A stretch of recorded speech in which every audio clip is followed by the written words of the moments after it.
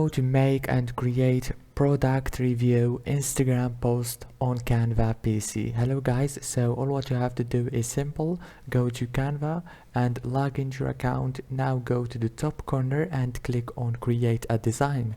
Now search for Instagram post like this and click on Instagram post, and it will take you to this page. Go right here and scroll all the way down like this until you find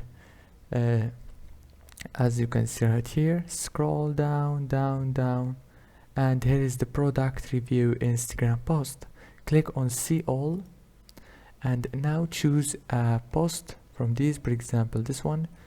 Now as you can see, you can change everything from here, the picture, the review and everything as I said. After you finish, go here and click download. If this video was helpful, please don't forget to like and subscribe, and thank you so much for watching.